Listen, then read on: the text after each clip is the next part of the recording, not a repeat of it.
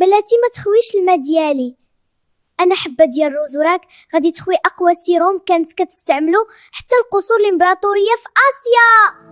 سمع مزيان، في واحد القريه سميتها وانكلو، نساء قبيله ياو عندهم اطول شعر في العالم، وانا هو السر القديم ديالهم كيسميوني يوسوغو، القوه ديال الشعر الحريري.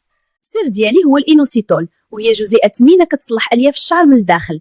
انا الدرع اللي كيحمي الشعر من التقصف وبقوه اكثر من اي سيليكون غالي. فالاول خاصك تغسلني مزيان باش نتنقى، ومن بعد خليني نرتاح في الماء النقي. حركني بشويه بشويه حتى يولي الماء ابيض، هكا كنطلق الفيتامينات ديالي باء وهاء.